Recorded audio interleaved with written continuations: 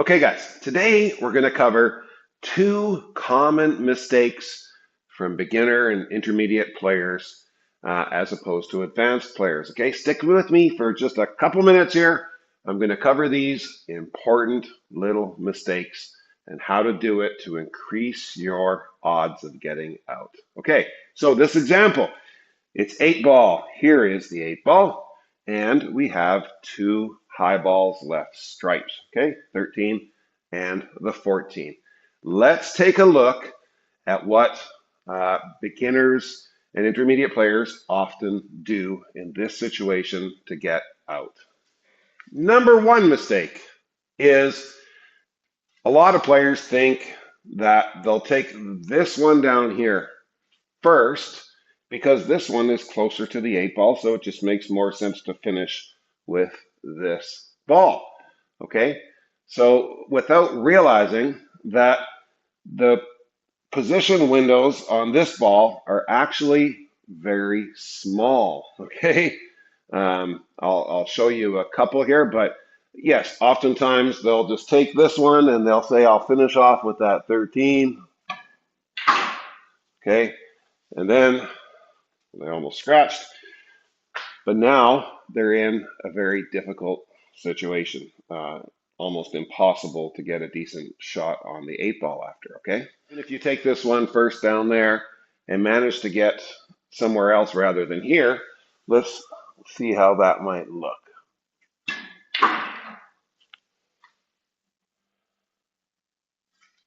Okay, we still have a very difficult um, uh, position to get over here now, okay? We have to do a very light draw shot, but not too much because we might scratch, okay?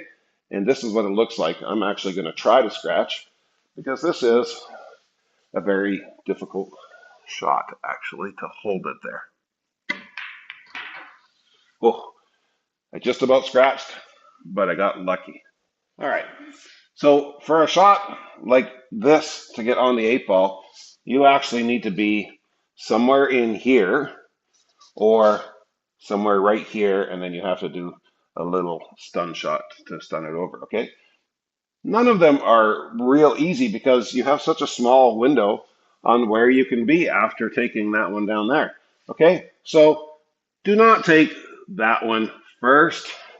Let's look at what happens and another mistake that people make when they take this ball first. Okay, a lot of players will just take this and they won't really think much about it because this one is a hanging duck, so they don't really care. So they just kind of baby this one in because they know they can make that anywhere, but they don't really think about how they're going to get from this one to the 8 ball. So they just hit it in nice and soft like this.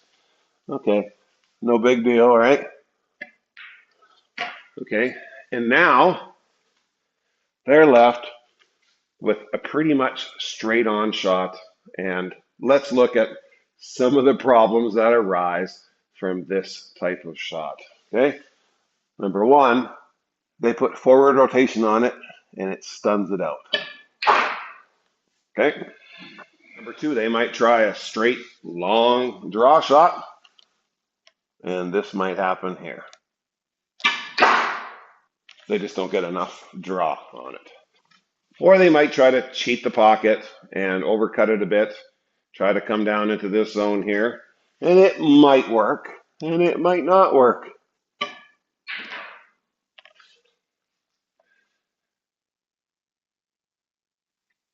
Well, we do have a shot, but the margin of error when you're that close to the 8 ball is very slim.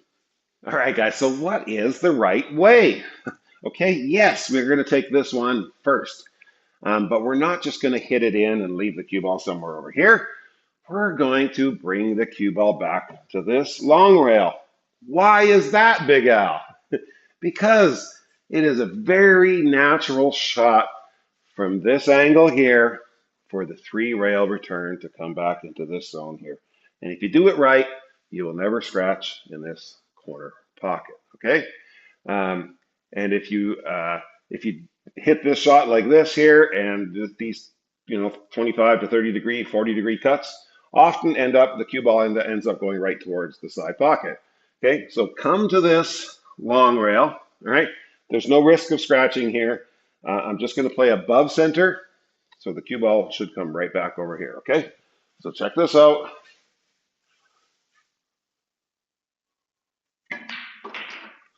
All right. So perfect. So now we have a natural three rail, maybe even four if we touch this one. Okay. But it's a three rail return nonetheless, even if it touches this one. So very natural. All I have to do, and I'm going to show you a couple examples, I just have to play a little bit of outside, away from the pocket that I'm going to, outside left spin, okay? Doesn't matter if I'm playing, I'll show you in a minute, but it doesn't matter if you play low, center, or high, okay? I'm going to play center left here, okay? Always going to come right into here, and maybe we'll touch this fourth rail. No, we didn't. But we have a great shot on the eight ball, guys, all right? That's a very easy out if it's done right, okay? It's very simple. You know, you watch the pros and you watch them run out, very good players, and they make it look easy, but they just know how to put the cue ball into places. There was nothing that was difficult there at all. It just was the right order and the right position for the cue ball. Okay, let's look at a few shots on that 14 ball, and I'll show you a couple of mistakes.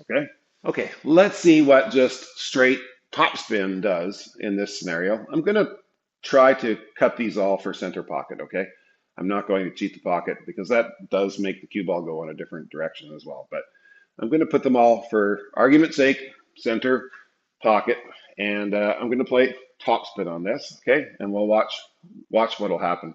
We might end up coming directly into here. We could also scratch, but let's just see.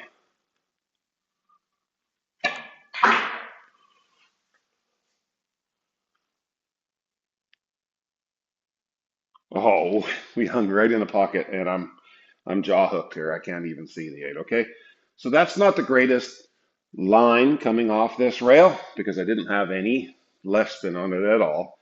Okay, and just a hair harder, and boom, we would have scratched. Okay, so I wouldn't recommend playing simply topspin on that shot because you're going to filter it in towards this pocket or towards this rail here, and that's not going to be good either. All right, guys, so let's try some backspin. We're gonna hit low. We're gonna get low action on the cue ball. Okay, so we're gonna get the cue ball is going to be spinning backwards. This oftentimes will work just fine as well. It can bring you into here somewhere, and you still should have a shot going into the eight ball. Okay, so let's check out what that is. Um, it does make it a little harder when you're not playing any side spin, but check it out.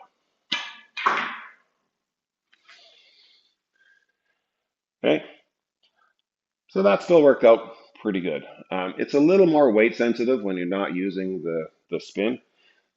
As we're going to see again here, the spin really helps when it hits this rail to bring it down nicely into here and brings it in. It's less weight sensitive. Okay, when you are playing just top spin and draw, you have to be a little more weight sensitive. And sometimes if you get more draw on it, you can actually hit up here and come out like this and don't have a great shot either. Okay. So, Big Al, what about playing center ball on it? Yeah, that can work too. Okay, this is a natural path. All right, you can get into this triangle very easy from all of these shots. The side spin just is a little bit better. Okay, let's try center ball here. Actually, from this distance, I'm going to be just below center. If I was closer, it would just be a pure center ball shot. Okay.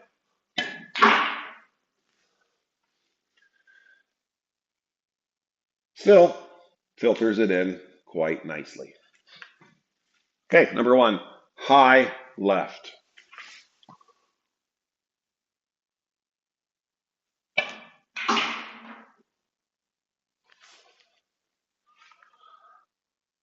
Okay, so that time, as you can see, the high action actually brought us into this rail first, which I don't recommend because it actually another 6 or 8 inches, and I wouldn't have had a great shot. But it works, right? Okay, now let's check out center left, and this is probably my favorite for this shot. Okay, because I know it's always going to bring me right in between these diamonds, And it's always going to filter it nicely right into this line right here. And low left.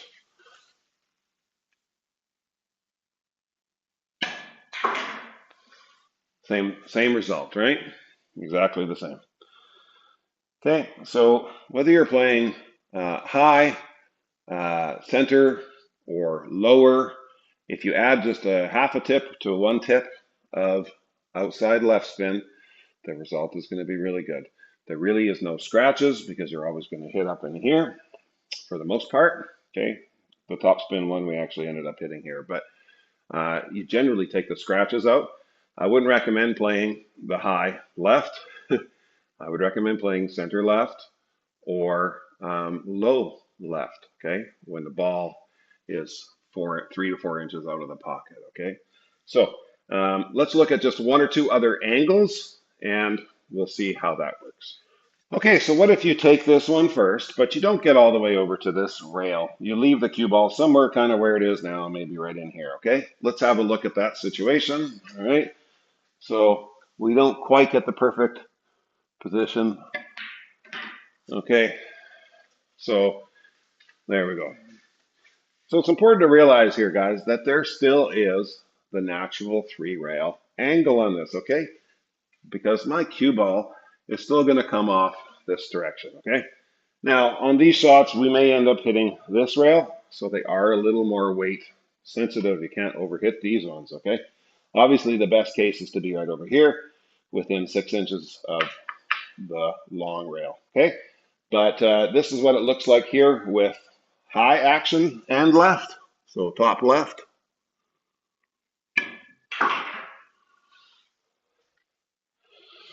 Okay, a little bit harder. You see we were coming for this line here. Okay, it's more weight sensitive for sure. Okay, and center left.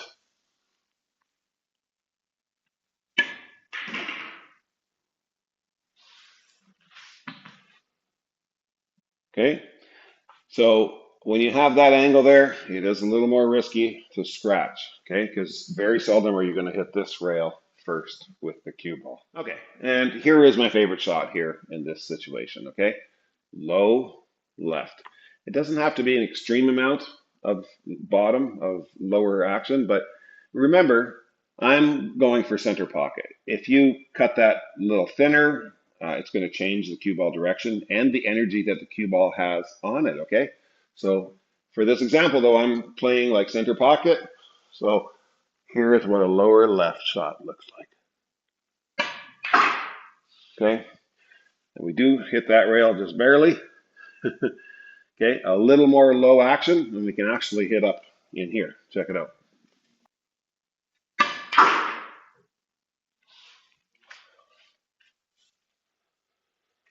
Okay, that time I got a little more low action on it, and we hit all the way up here.